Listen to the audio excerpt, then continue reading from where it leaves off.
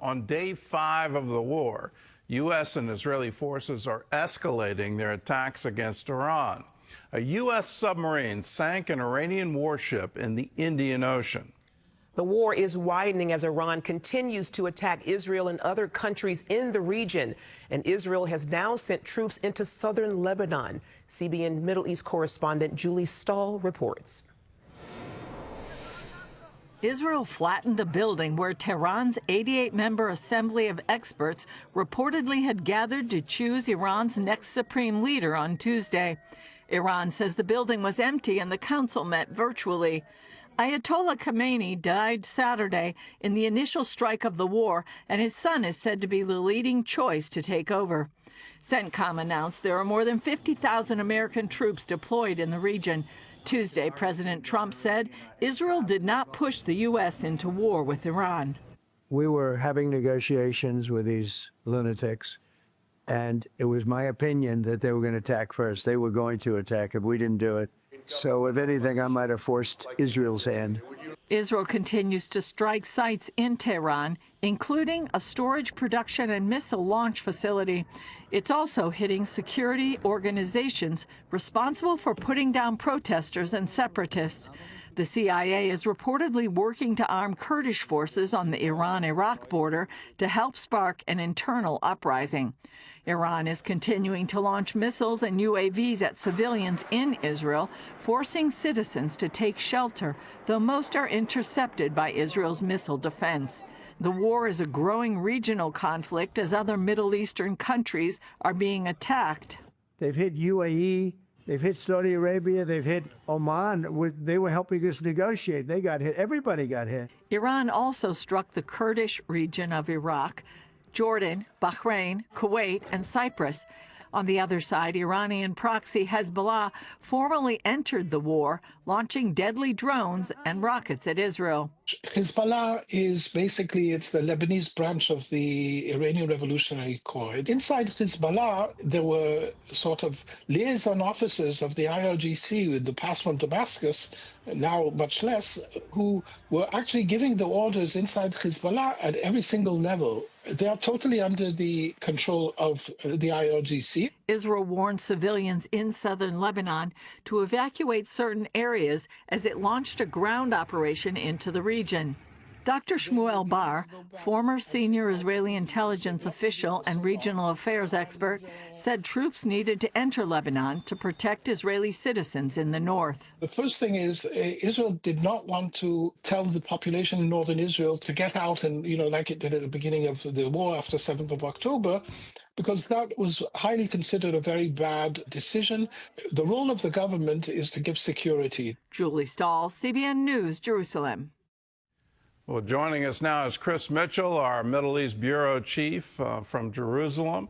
So what's the mood like in Israel today? We're seeing yet another land war in Lebanon. We're hearing that the residents in northern Israel are being forced to evacuate. What's the response in Israel? Well, I think the response right now, Gordon, and as it has been for the last 5 days, resilience. As we were talking to people the other day in the Shuk, the open-air market here, they're praying. Obviously, right now they're celebrating Purim right now, and the celebration of the deliverance from the wicked ruler Haman. Also praying for the people and hoping that the people of Lebanon can be free. I should say Iran, also Lebanon, by the way. And also they want to make sure that this operation ends, and it ends well, and it finishes the job of defeating Iran.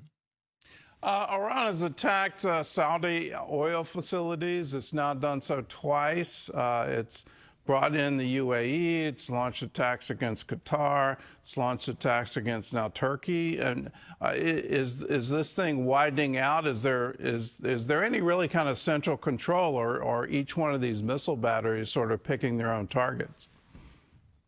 Well, it almost seems like they're just firing in all directions right now. Gordon, as you said, they've attacked the Saudi oil facilities. This is the second time. And ironically, this could lead to normalization when the war ends, to actually bring Saudi Arabia and Israel together. It's one of the ironies of the war. Just weeks ago, Saudi Arabia was kind of restoring relations with Iran, and now they're enemies, Israel and Saudi, sharing the same enemy, pushing them quietly together. You may remember, Gordon, that one of the reasons for October 7th by Yahya Sinwar, the head of Hamas at the time, was trying to stop normalization. It worked. And now, ironically, these attacks by Iran are pushing Saudi Arabia towards normalization with Israel, accomplishing the opposite of what Iran wants. And you mentioned also that that Iran is actually has fired to Turkey, and what happened there. And this may be an opportunity or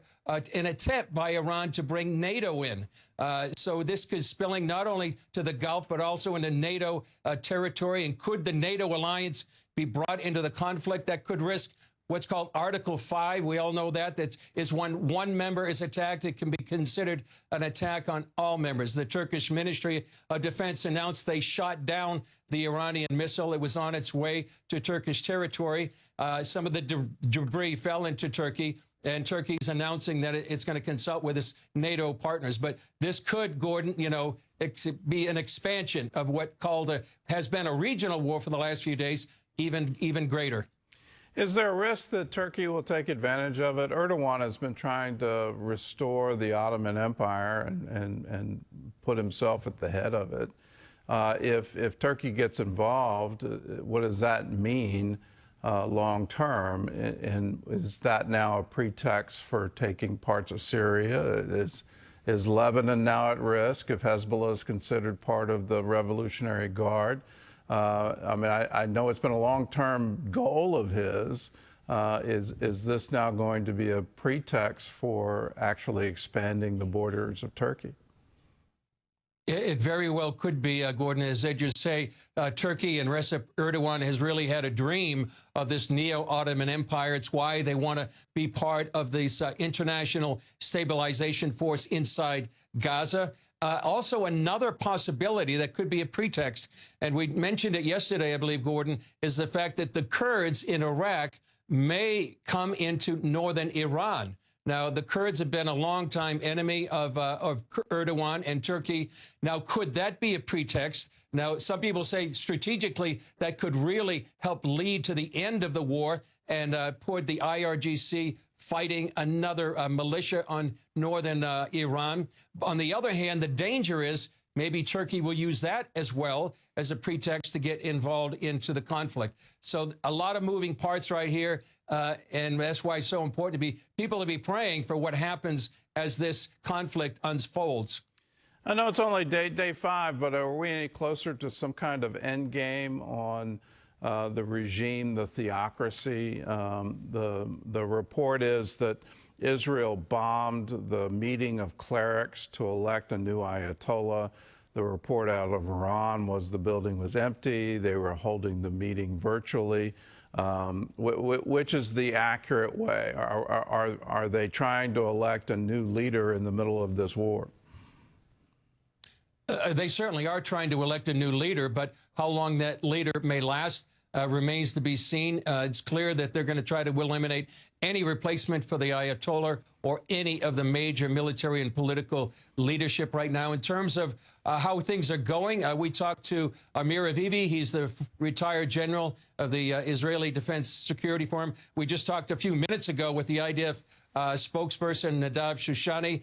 They believe that the war is going very well. Operationally, it's succeeding, not only to eliminate some of the nuclear facilities, but also ballistic missiles and their launches, and also, which is key, hitting some of the IRGC headquarters, which would pave the way if the protesters come out in mass to really be able to perhaps lead to a regime change. But operationally, that we understand things are going quite well. But also right now, we also hear the Secretary of State, Marco Rubio, and President Trump saying the next wave is going to be even bigger than what was seen so far in the last 5 days. Can you tell us about the IDF strike and the secret nuclear compound in Iran?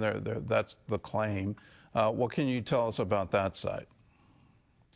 Yeah, that's called just outside of Tehran, and many people say that was used as a place where Iranian scientists could work secretly to actually make a nuclear bomb. It was called a weapons development center. They were working, turning nuclear material into an actual bomb, and that's why it became a high priority target. They said, you know, earlier some of the strikes had hit Iran's nuclear program, but they've moved some of those parts in fortified bunkers like this one. And just as a warning, you know, U.S. Special Envoy Steve Witkoff said when they sat down with Iranian negotiators, they said openly, Iranian negotiators, they possessed enough enriched uranium to potentially produce 11 nuclear bombs. That's why hitting this site was so important.